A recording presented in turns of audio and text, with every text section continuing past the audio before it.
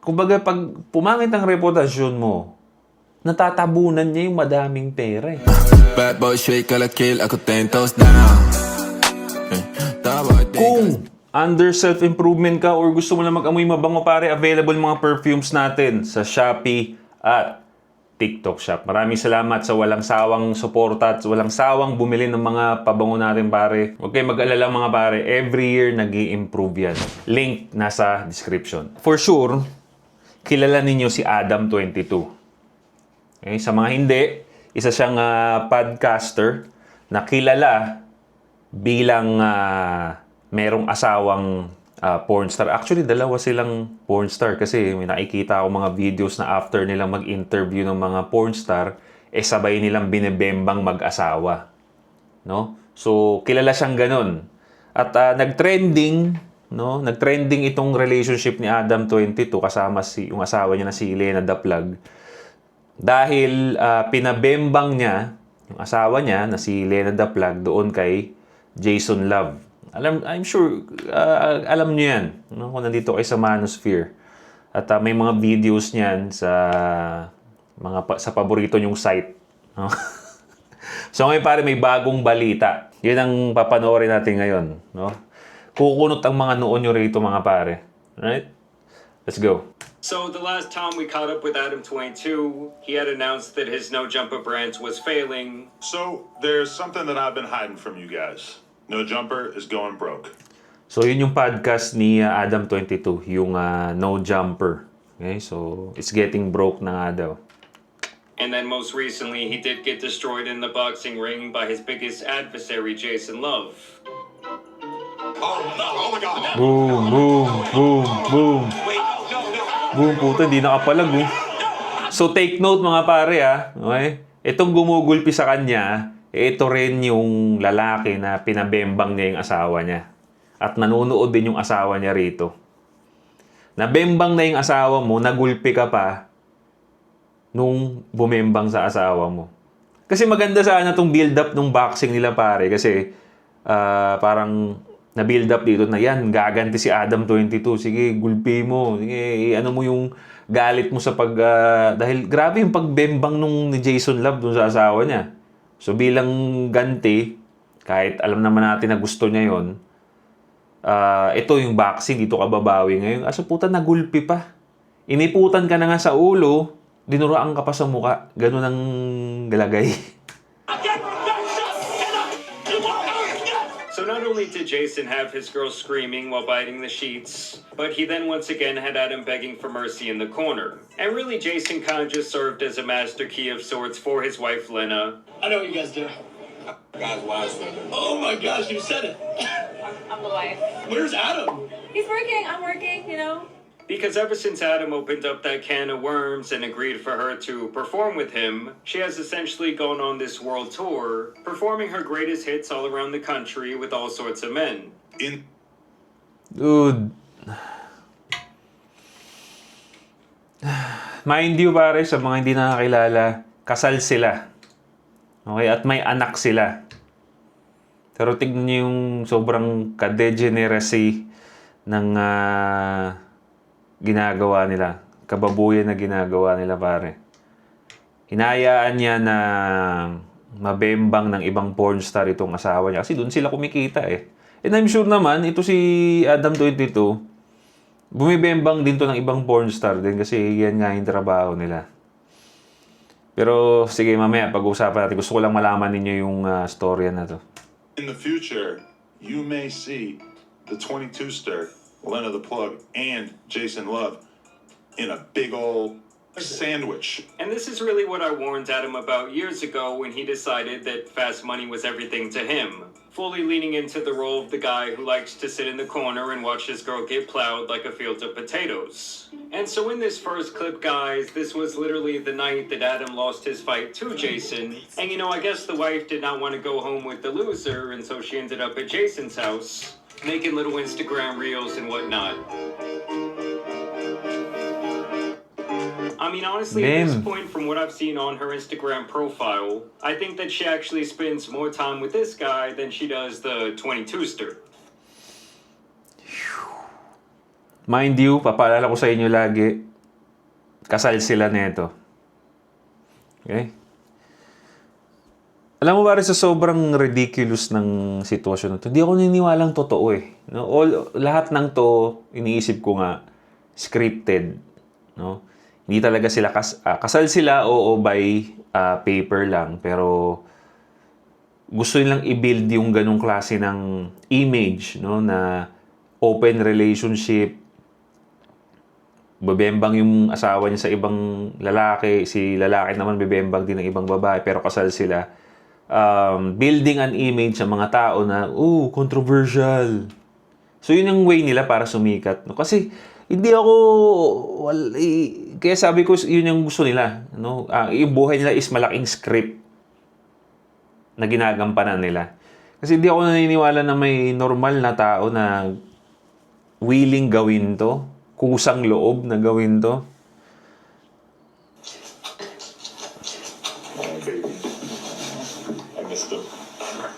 Let's never fight again.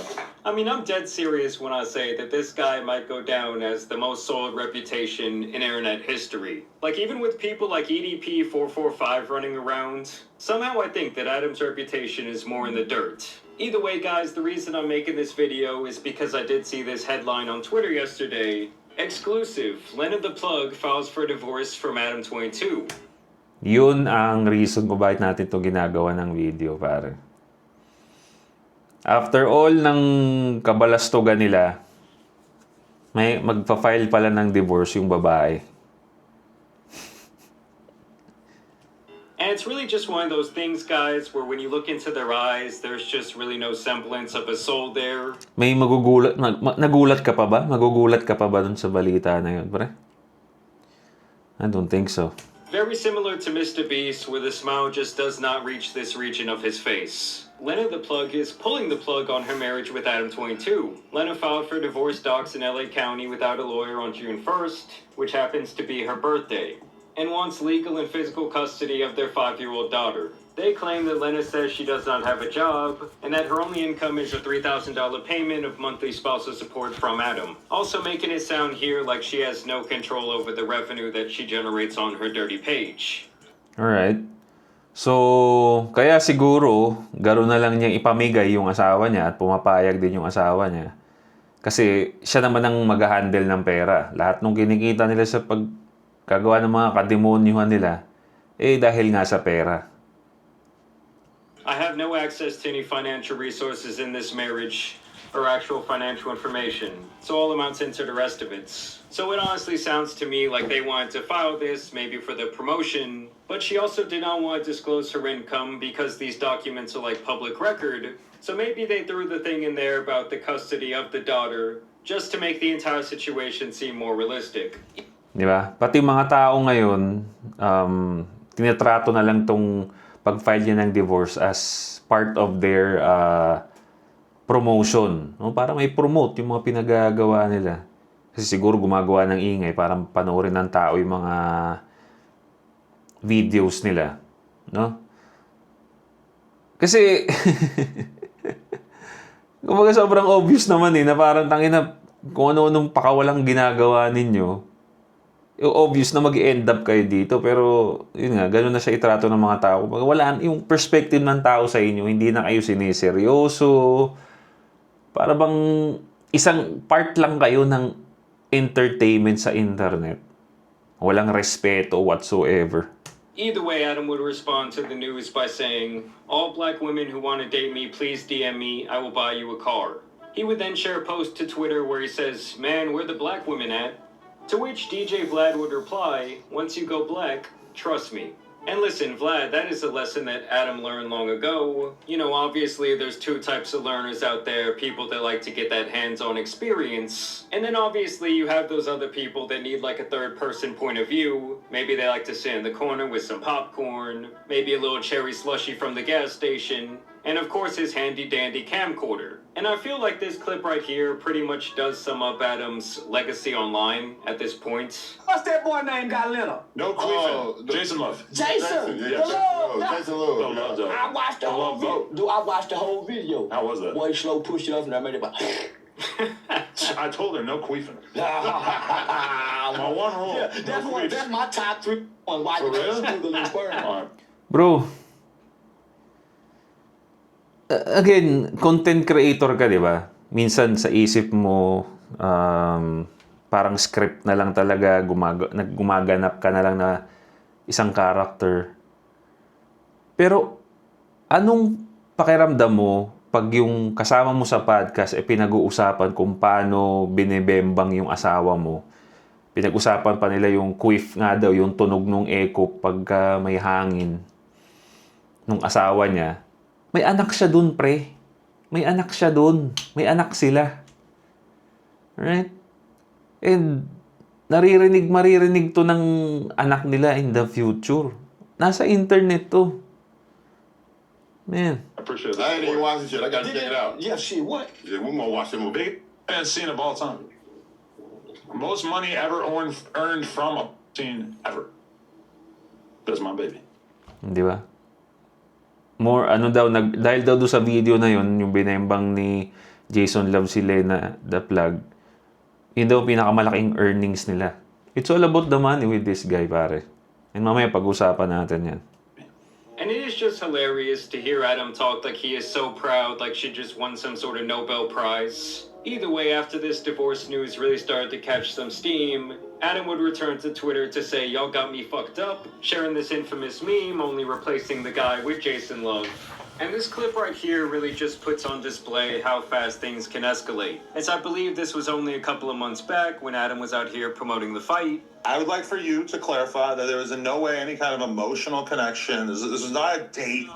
This is not her boyfriend on the side. She's a happily married woman, Maybe not anymore. occasionally allowed to step outside into the streets and behave like a low-down, dirty on camera. This doesn't trickle into our real life. It's just content. Yeah, I don't get, guys, how you can say, oh, it's not trickling into our real life. So, sa mga hindi nakakaintindi doon, hindi naintindihan, yung mga pinagagawa daw nila is not in real life. Sa internet lang daw. Internet life lang daw yun. But, puta. Di ba? Paano hindi real life? Real life na binibembang yung asawa mo ng ibang lalaki, pre. Di ba? Paano mo nasabing hindi nagko-correlate yung ginagawa ninyo sa internet in real life? Real life, actual na binibembang ng ego yung kipay ng asawa mo. Yung mga videos niyan, pre, sa paborito ninyong porn site na panoorin ninyo kung paano winasak to, babae niya. The hell, this guy's crazy to mga to, pre. When obviously one day it is going to have some very real consequences for their daughter. I don't know. It's only Yeah. been a few guys in the last 10 years, but they like to make it seem like I'm sleeping with a new guy every day. Yeah, it's like 4 guys. In 10 years. I mean, now, guys, like I said earlier, you can literally see it documented on her Instagram page. That Si it Janice, may video rin pala sila ni Janice. Yun si paborito nating doktor. Pucha. does seem like there's a new guy every single day. And I wanted to show you guys this clip because it really does put on display like how out of touch with reality they truly are. I did the scene with Jason. We had a little fun little press run, and I haven't seen him since the scene. I don't know when the next time I'm going to see him is. You know, people just can't really believe that could be the case. It's like, oh, she's still thinking about him. She's behind Adam's back. Like everyone just makes these little backstories because it is all of their fears in their relationships. I think. Keep in mind, this was after she did the very first scene with Jason. And since then, it's pretty obvious just looking at her social media pages that she has now linked up with the guy dozens of times. And I also just want to say, like anyone in a normal, healthy relationship where they've actually built trust with another person is not consistently worried about ending up like Adam and just being this cuck. Everyone just makes these little backstories because it is all of their fears in their relationships. I think it also really pissed them off that I'm in this relationship with Adam and Adam like allowed me to go do this thing because they think in some way that I'm going to influence their wife or their girlfriend to request the same thing, or like I'm sort of normalizing it. Yeah, guy. Dude, kung sa tingin niya, yun ang nasa isip ng karamihan ng lalaki, we are worried kasi yung mga girls daw natin baka i-request na magpabembang sa iba. No. Hindi totoo yun. We're not actually worried about this kind of relationship. Nare-ridiculusan nga tayo eh. Mukha kayong tanga. Hindi kami nag-aalala. Kasi kung yung babae namin magre-request ng ganyan sa amin, puta magsama kayo. Umalis kayo rito. Umalis ka sa harapan ko. Di ba? Hindi kami nag-aalala actually. Kami, kumbaga, natatawa kami sa inyo. Ganong level. Guys, if anyone out there's partner is using Adam 22 and his wife as some sort of barometer for their own relationship, I really do believe that it would be in that person's best interest to kick that person to the curb because they are clearly mentally unstable. I mean, imagine your girl coming to you and being like, oh, Adam let Lena do it. Let me go bang this guy from work. I mean, to me, this is really just her trying to rationalize. Kaya nga in a way, mukhang may mental illness na tong dalawang to. Totoo yung sinabi niya. Mukhang may mental illness na tong dalawa na to. Walang normal na tao ang mag-iisip na okay lang tong ganitong klaseng galaw. In her own head. How this entire narrative has really destroyed Adam's reputation. Because this clip right here really just goes to show how much respect the average man has for Adam at this point. You gonna respect me too though. You throwing all these shots and shit. How am I gonna respect you when you're somebody who's realistically only known for getting the dog shit beat out I of say you? same shit for you. You only known for getting your wife getting for other niggas. Ooh. I don't know how much more we have to discuss at this point. Patay. Di ba? Isa pa yun eh. Di ba? Hinayaan mong mabembang ng kung sino-sino yung asawa mo. Tapos magta-trash talk ka. Pag binalik sa'yo yun, tangina ikaw nga eh. Hinayaan mong mabembang yung asawa mo eh. Ikaw nga ilang beses ka nang naiputan sa ulo eh. Meron pa bang ilulupit pa na ganti doon? Wala na. Pre, pag sinabi sa'yo yun, game over. Wala kang... Kumbaga, pag may ganito kang buhay, hindi ka pwedeng mag-trash talk. Kasi madudurog kapag ibinalik sa'yo yung mga pinagagawa ninyo ng asawa mo. Katulad ng ginawa na to. Diba? O, wala na siyang may sagot. You can tell Pinaalis just niya by na. the sheer facial expression that one pierced Adam right in his heart. And it is the very thing I warned him about years ago, is that pretty much anyone at any time can now pull this trump card out on him and basically say, yo, dude, you're a massive cuck. I mean, I'm gonna do the gentle thing. That's cool. And I'm not gonna elbow you in the face or give you a Larry Wheel know style what? Yeah. slap. I'm just gonna politely ask you to exit the podcast. Fuck this podcast. Yeah. Fuck. Okay. You started with me. motherfucker. Don't get beat up on the way to the car.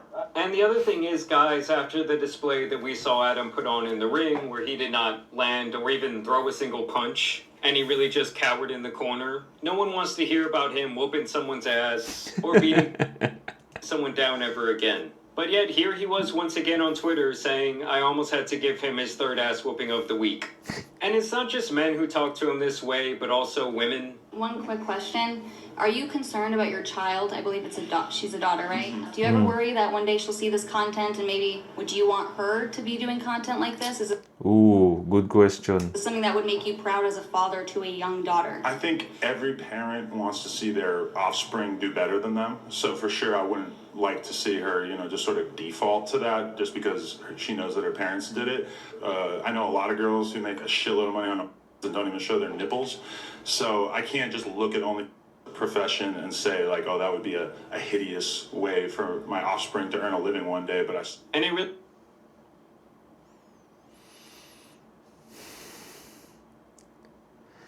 So, well, at least nasa reality siya, no? Kasi possible nga na, syempre, makikita ng anak niya to, na may daughter pa pala siya, pre. Ito mga content nila, possible na mapunta dun sa kanya. Pero ang sabi niya nga, may mga yumayaman naman daw na hindi nagpapakita ng nipples. So, tinitignan niya na yung possibility na baka maging ganun nga yung anak niya. So, okay lang daw. Wala na. Hindi na yun ang reasoning ng isang rational na tao. Kasi kung rational ka na tao, ang sagot dito sa mga ganitong klaseng bagay, pagka, kunyari, may ginagawa kang kabalastugan at nirelate yung anak mo, okay lang ba na, sabi mo, hindi. I'll do my best na maiwas siya sa ganito. I'm gonna make sure na sasabihin ko sa kanya na trabaho lang namin to, Pero ilalagay ko siya sa environment na hindi niya, makikita niya to, yes, but ilalagay ko siya sa environment na hindi niya magagawa itong mga ginawa namin noon. Diba? Rational. No? Pero wala eh. Kasi, alam na nila eh. Sobrang grabe na nung ginagawa nila. To the point na baka nga, titignan nila yung possibility na mabaliw yung anak nila na babae, ma-depress, at maging pornstar na lang din, kagaya nila. Really just goes back to this idea that everything for Adam is all about money. I mean, I'm serious when I say, guys, that is a sickness that will deter your entire life. You wouldn't say it's beautiful. Well, A beautiful way to earn money. honestly, no. I would not call it beautiful, though. So wouldn't you want better for your own wife? My wife has she loves her career. She loves the business that we're building. She's happy with it, you know. Oh, I'm sure that she is, Adam. I'm sure that she is. Like I told you guys earlier, she really has been on this world tour. World tour. You know how we do it. I mean, really, guys, just look at the Sino yan? Kilala niya yan? Hindi ko naman kilala yan. Kala ko si Janice Simpson po. absolutely joyous expression on her face. I won't lie to you, I don't think I've ever seen her smile around Adam like that once. Ito, kilala niya to? Yeah, guys, at this point, I'm really just praying for the daughter. And on a serious note, guys, like if you were deeply into watching this Yun yung video, no? And ang lesson, no, na makukuha natin dito, mga pare, your money, is it worth your reputation? Yun ang question ko sa inyo.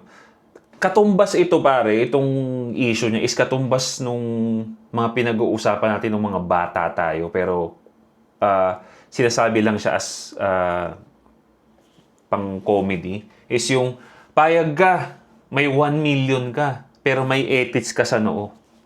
Di ba? Payag ka, may 1 million ka, pero may puwet ka sa mukha. Di ba? Ganon. Kumbaga, kaya mo bang ipagpalit yung pera sa reputasyon mo? Hindi ako papayag na bigyan mo ako ng 10 million man yan, tapos bebembangin yung asawa ko. Tapos we're gonna live happily ever after. No. And I'm gonna say, reputation is important lalo na pag lalaki ka. Okay? Reputasyon mo is money. Not literal money, but figuratively speaking, katumbas siya ng pera sa'yo. Isa yan sa mga asset ng isang lalaki. Maliban sa pera mo. Para nga sa akin, I'm gonna say, mas importante ang reputasyon kaysa sa pera because ang reputasyon, magandang reputasyon, kayang mag-accumulate ng pera pa ulit. Pero yung yaman mo, pagka nasira ang reputasyon mo, mauubos na lang yung pera mo. Hindi ka pa rin nakakabangon ulit. Kaya ingatan. Bilang lalaki, ingatan ang reputasyon nyo. Okay? Paano ba maingatan ang reputasyon? Madali lang eh. Huwag kang dumikit sa maling tao. Yun lang. As long as binubuo mo yung foundation natin, financial strength, physical strength, mental strength, spiritual strength, dagdag na natin. Tinatakil mo yung 4 na yon, ang iwasan mo na lang maling tao, wala kang magiging problema sa reputasyon mo. Lalong-lalo na babae. Sila mismo ang sisira. Sila ang malakas manira ng reputasyon talaga. Sa totoo lang. Based on mga videos, balita na napapanood natin. Babaeng skandalosa sa internet, yan ang madalas makakasira ng reputasyon mo. Babaeng pinapublicize yung pagdi-disrespect sa'yo, babaeng binabadmouth ka sa mga kaibigan niya. Yan ang iwasan ninyo, pare. Because ang reputasyon is pera para sa ating mga lalaki, mga bata. Siya nga, ang dami na nilang kinikita dyan sa paggawa ng mga porns. Baka maano ko sa YouTube eh. Mga prawns sa internet. Diba? Ang dami, sabi nga niya, laki ng kinita niya. Pero anong tingin ng tao sa ginawa nila? Nerespeto ba sila dun sa laki ng pera na yun? Wala nga pakialam yung tao sa pera eh. Nung sinabi niya yun eh, walang pakialam. Hindi big deal ang pera dun sa... Kumbaga, pag pumangit ang reputasyon mo, natatabunan niya yung madaming pera eh. Diba? Hindi napapansin yung pera. Nagiging invisible pag ang pangit nung way mo naman ng pagkita nun. At yung pag-way ng kita mo nung pera na yon eh ang pagbaboy sa reputasyon mo. Naging invisible yung pera, pre, hindi napapansin. Nagiging ka-level mo, di ba? Ang lalaking ang baboy ng reputasyon, sinira yung reputasyon. Kahit ang dami niya pang pera, nagiging ka-level niya yung mga ulupong lang. Mga low class na ulupong. Biruin mo, after mong walang kwenta yung pera mo, hindi niya nahila. Ganun eh. Para sa akin, importante talagang reputasyon, pare. Right, mga pare? Sana nakatulong tong video na to. Leave a comment down below, pare. Kung ano masasabi niyo dun sa video na yon. Again, mga pabango natin, available sa mga shops natin. Don't forget to subscribe, hit the bell para notify kayo sa mga bago natin videos. This is Josh on Point. See you next time. Boom.